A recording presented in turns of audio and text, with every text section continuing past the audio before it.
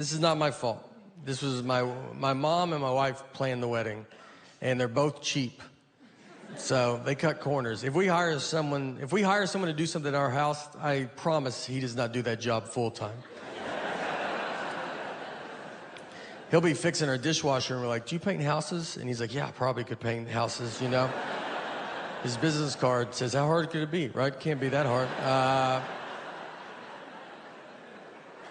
We got married on Friday the 13th. Got a pretty sweet deal on that. They were wide open. We were like, "What times are available?" They go, "Every one of them, all 24. You can call us that day if you want."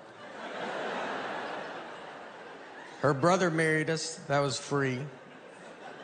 The photographer was just a buddy of ours that had he just bought a new camera. So we were like, "You gonna do our wedding?" Never done anything professionally, and it showed. His camera stopped working during it, and he started taking stuff out of it. Like, that would be the problem. It's like, yeah, you know what? I bet they put too much stuff inside of it when they built it. You should yank some of those wires. That's not supposed to be in there like that. Our DJ was awful, and that's because we got my mom to hire the DJ. I don't know who thinks to ask someone in their 50s for DJ recommendations. No one ever is like, "Mom, are you in with the local DJ scene by any chance?" She hired someone older than her. He just had CDs, and this was when computers were doing real good.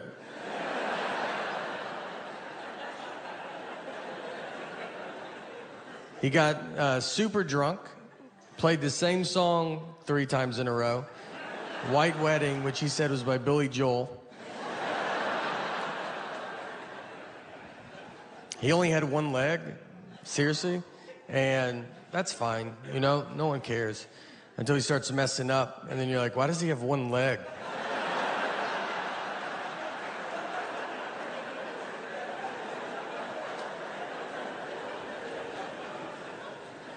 The best wedding I've ever been to was my cousin's wedding. It was a real redneck affair. It was right outside Louisville, Kentucky, where my parents are from. And my cousin's name is Tuesday, which is a good start. The invitation said, Tuesday's getting married, rehearsals Friday, wedding Saturday. People were like, we gotta be there Monday for this wedding? How long is this wedding? It's a week? We get there, I'm wearing a button-down shirt, khaki pants, nothing crazy. I'm wildly overdressed. I look like I work there. Everybody else just has a football or basketball jersey on. My uncle, his daughters get married. He has his tuxedo jacket, pants, cummerbund, bow tie, no shirt. They forgot his shirt, and instead of waiting to go get it, he was like, let's do it without it, right? Like, that's... And he doesn't have a body that's like, that's cool, man. You know, he has a body that you're like, put your jacket on backwards, flip it around. Yeah. And then you see his back, and you're like, whew, all right, go back the regular way. Yeah, that's my fault. How's your back worse than your front? We go into the church. It's bride and groom. Looks like it's home and away. That's how many jerseys are in there. Guys are drinking beers in the church. Like, that's something I've never heard a pastor be like, guys, could we not drink alcohol in the church? And they're like, oh, didn't know this was the nice part of town. All right. The reception is next door, just at a lady's house, like in her backyard. Like, she doesn't do, it isn't like she's like, and I do receptions all the time. We were her one and only reception.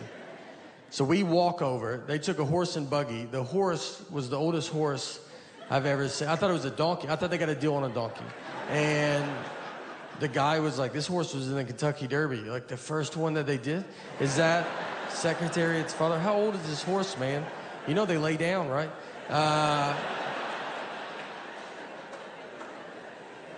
So we walked. It took them 45 minutes. They went up a driveway and back down the next driveway. They're sweating, almost divorced by the time they get there.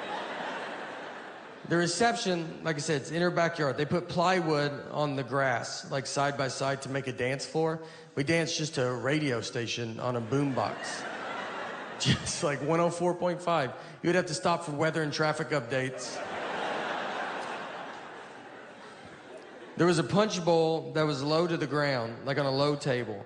And so I was giving it to kids. I was trying to help out. And then someone was like, that's wine. And I gave it to so many kids. I don't know anything about wine, but I don't think they tell you to pour it into a bowl. Like, that's not...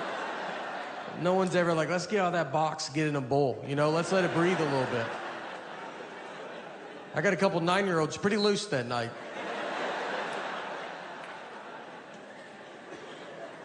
The end of the night comes, everybody's drunk, children, adults, it's across the board. A fight breaks out. We hear some of y'all fight. And I mean, you're sitting there, you got a 50-50 shot. It's not your side of the family. We get over there, it's 100% our side. It's my dad's aunt and an uncle, both rolling around on the ground. They're in their late 70s. He wanted to leave, she did not. So they thought, let's just handle it in front of everybody. She's on top of him, she punches him, he then punches her, and you're like, you can't do that, you know? So we gotta get him apart, and he starts fighting us, and he's a pretty good fighter, all right? He's punching women in public. You don't think he's handled some dudes in his lifetime? That ends the night. You know, you can't be like, all right, guys, let's calm. Let's cut the radio back on, find a good station. Tuesday is sadly divorced now. That did not work out. My dad's aunt and uncle, sadly, it did work out. They're still together. So that's our family. You know, we come, it's a pretty wild bunch. My dad is a magician. He's done that my entire life.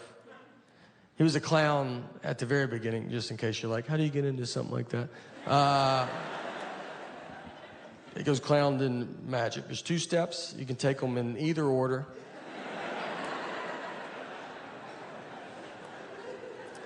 I was born, he was a clown. It was never weird to me. I thought everybody's dad was a clown. My first memory of my life is I was 5 years old, and I remember my mom walked me out to the front yard, and my dad pulled up with this old red Mazda. He's dressed as a clown. That doesn't even faze me. That's just how he left. How else would he come home?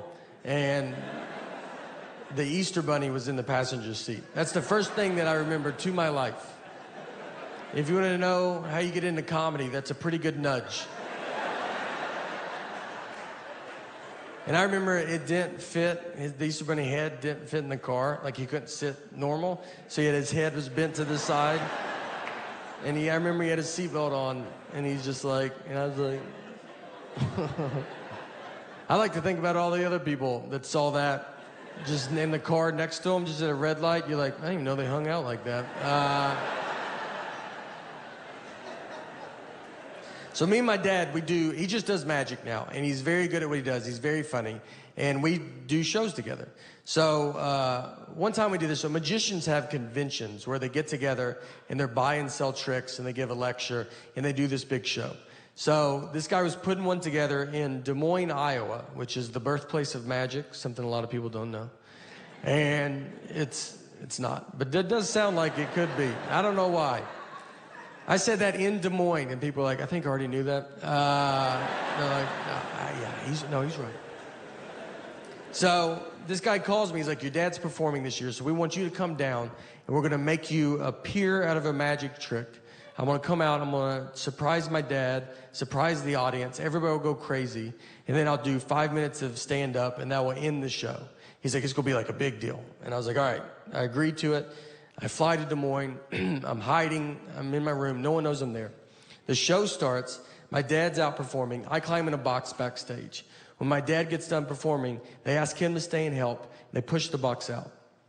The trick is, the guy's a very pretty lady assistant, she walks around, shows the box is empty, and then she climbs in, normally it just falls apart, and then she disappears. But now it falls apart, and it's me, and I pop out. And you have to come out big. I don't know if you've ever appeared out of a magic trick, but if you do, yeah, you can't just be like, how you doing? You know, like, it's gotta be a big grand, like, can you believe it? And I look at my dad, his face is so surprised, he had no idea. But his eyes are just like, why would you ever do this? And I was like, this is not a good time to visit you. The audience is clapping, but they're not going that crazy. Like, the clapping starts dying down, and as I'm standing there, it's like hitting me that I was like, I don't think they know who we are. That guy told me they did, and they don't. They don't know that's my dad. They don't know I'm a comedian. This looks like the stupidest trick they've ever seen. It doesn't make sense. Like, they're like, a pretty girl goes in, then just a whatever dude pops out. That's your trick? Your trick is backwards, sir. It's backwards. And now I got to do comedy, but they don't know I'm a comedian, so I get a microphone. They're like, he's going to talk to us now?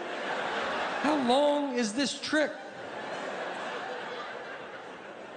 And when you do comedy in front of people not expecting comedy, it does not come off as comedy.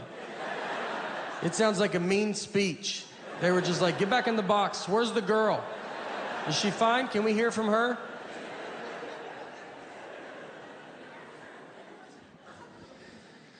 I don't think things through. That's the message tonight, guys. There's no message. But if there was, it's I don't think things through. No. I'm a huge Vanderbilt fan. And I think a couple of us, you know, it's a storm is coming together. I did not go to Vanderbilt too. Vanderbilt asked me to say that. And I was like, I think people know, and they go, we do too, but just say it also.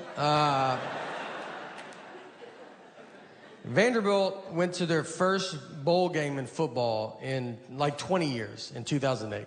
And so we all go to it. We're very excited. It's at Tennessee Titans Stadium. So me and a bunch of buddies get together. We go tailgate. We get cornhole, a grill. Like, we're going all out. And my ticket was at will call. So I was like, look, I got to get my ticket. I'll be right back. So I go get my ticket. And before the lady gives it to me, she ripped it, which means you have to go in. And it was, a full 3 hours before the game starts. I was like, I don't want to go in yet, you know? And she's like, you have to go. And I just walked in to just an empty stadium, 60,000 empty seats. I go to my seat. I don't even just go to I went to like the one I'm supposed to go to, like a loser.